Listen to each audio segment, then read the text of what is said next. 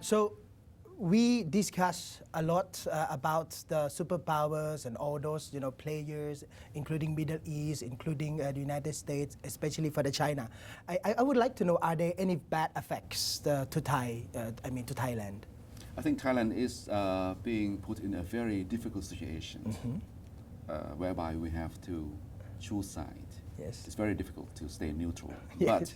But if you study Thai history, you see that over the past, in the past history, Siam or Thailand has been trying to maintain a neutral position amid the superpower rivalry. Yes. It's not only Thailand, but if you look at a broader regional level, ASEAN too, will have to make sure how it's going to pursue policy to stay neutral or to gain the best advantage vis-a-vis the rivalry between China, Russia on the one side, United States, the UK, and NATO on the other side. You can see that ASEAN and Thailand are now very attractive in the global scene. As I said, Europe is in trouble. America is in recession, high unemployment.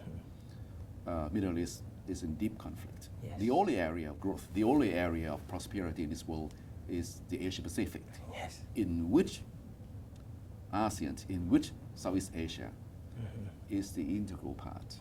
So all the superpowers, all the key players, would like to woo or would like to get ASEAN or even Thailand to its side, because first, Thailand ASEAN is very rich in national resources. Second, it has a very huge market of 600 million people. Thirdly, is the area of growth. Average growth, economic growth in this region is about 6 to 7%. In Europe, the growth rate is now flat, 0%, or even minus. United States growth is very low. And so China, would like to have not only Thailand, ASEAN on its side. India would also like to have ASEAN on its side. India is now trying to create connectivity through road transport between India and throughout to Myanmar and to Thailand. And within ASEAN, we're trying to create a link.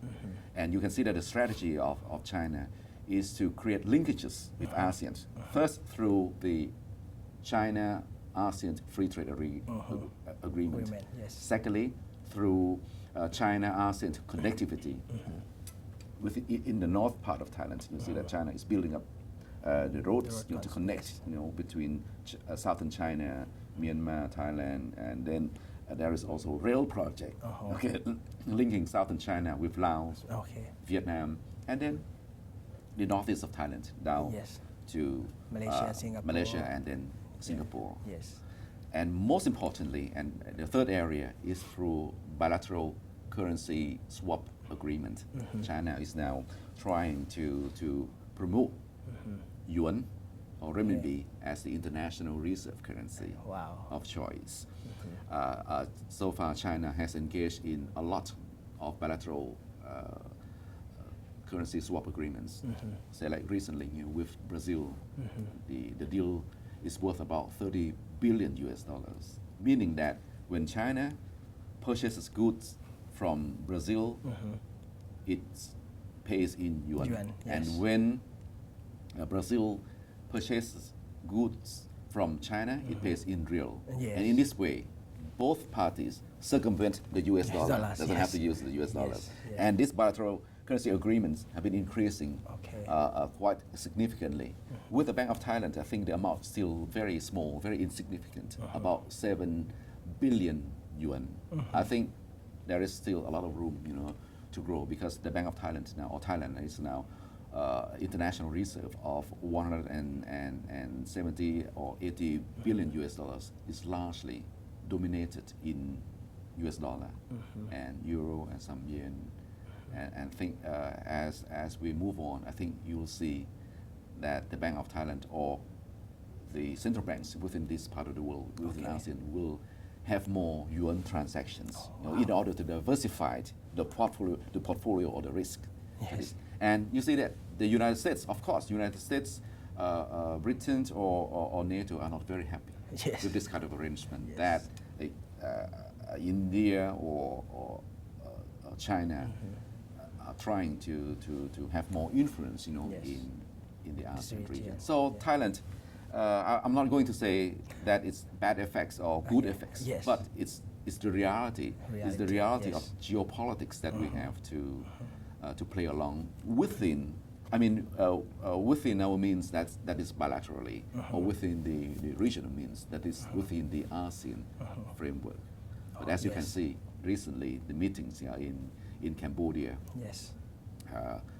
there couldn't be any joint declaration. The Yes. first time in the history of ASEAN Yes. that they could not issue the joint declaration on the conflict in the South China Sea. South China Sea. It means that ASEAN is breaking up already. Yes. There is no unity in the ASEAN because of what? I think because of the superpower rivalry that has the influence, over how ASEAN would stay together. So I think before we talk about how to deal with this conflict, I think within the ASEAN, we have to have a common position over how we should balance it out between the interests of the US on the other side Yes. and China on the other side. Wow. If we can't agree on that, I mean, the territorial claims in South China Sea, I think it won't add up, Yes. to the whole situation.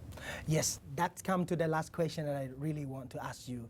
So, if it seems like America play a very hard, exercise the power and try to, intervene or obstruct the exercise of Chinese yuan, policies. What should Thailand as a whole, from your work experience, should act or should reply to this kind of situation? Because you mentioned about the failure of the agreement of ASEAN, and Thailand would be a very, important role player in ASEAN. And what should Thai government, if you have the suggestion or advice to the government? I think on the financial side, number one, the Bank of Thailand will have to gradually divest its holdings, its US dollar holdings, Yes. to gold or to Wow. renminbi to yuan, in order to diversify the risk. Okay. I think we have to buy up more gold because the international currencies are not very stable now, because the US Federal Reserve, might embark on another money printing, or QE3 pretty soon. I expect it will happen before the presidential elections in November. Wow. And the prospect of the euro crisis is also very unstable, because Germany, might leave the eurozone to go back to its Deutschmark, because it can't bail out all the weak economies there. So the volatility of the international reserve currencies will have the impact on the wealth of Thailand. And secondly, I would like the Thai government or the ASEAN to stick together. When they stick together, they will have more bargaining power against first China and against the United States. At this point, it appears to me that ASEAN is more inclined toward the United States. I think that's not good. I think we should try to become more neutral and negotiate the middle ground between the rivalry of the superpowers. Yes, and thank you very much for this Tuesday. And again, we will talk with Mr. Thanong again next week about the continuously disputes of the South China Sea. And thank you for this tape, and see you again next week. Again, thank you for watching us. See you again next week. Good night.